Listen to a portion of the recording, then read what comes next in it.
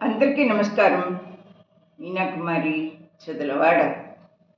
ఈరోజు మహాశివుడి గురించి కొన్ని విషయాలు చెప్పుకుందాం.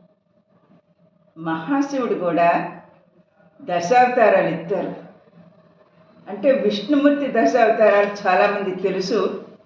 ఇక్కడ మహాశివుడు పిప్పలాదుడు, కాలభైరవుడు, వీరభద్రుడు, దూర్వాసుడు, అర్ధనారీశ్వరుడు, రుద్రుడు, అశ్వత్థామ, నటరాజు, భూతనాథుడు, హనుమ వీరంతా శివుని అంశ కలవారే.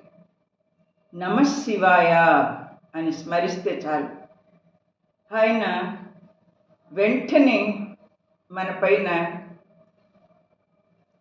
కరుణ చూపిస్తారు. అలాగే ఒకసారి వివాహం చేసుకోలేదు కానీ నాకు కొడుకు కావాలి అని వ్యాస మహర్షి అనేక సంవత్సరాలు తపస్సు చేశారు. అప్పుడు ఒక సంతానం కలిగింది. కలగటం అంటే ఆయన చేతుల్లో అలా వచ్చారన్నమాట శివుని అంశతోటి. శుక్రుడు అదే అంటారు కదా, సుఖతాతం తపోనిధి అంటారు. ఆ సుఖ మహర్షి ఎందుకంటే వ్యాస మహర్షి తర్వాత ఇంకా మొత్తం ఆయన రచించినవన్నీ కూడా ముందు తరాలకు అందాలని చెప్పేసి అని సుఖ మహర్షిని ఈ శివుని అంశగా ఒక పుత్రుడిగా పొందాడనమాట. మనం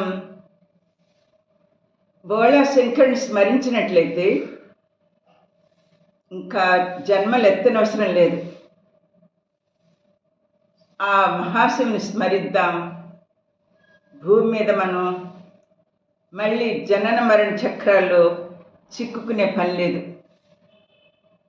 ఈ మధ్యకాలం ఏమిటి? మన జీవితకాలం. కన్ను తెరిస్తే జననం, కన్ను మూస్తే మరణం. ఈ మధ్యకాలమే జీవితం. నిజాయితీగా జీవిద్దాం, భక్తితో ఉందాం, నమ్మకంగా ఉందాం. అదే మనకు సంపద. నా వీడియో మీకు నచ్చితే like, share and subscribe. Meena Kumari. ధన్యవాదములు.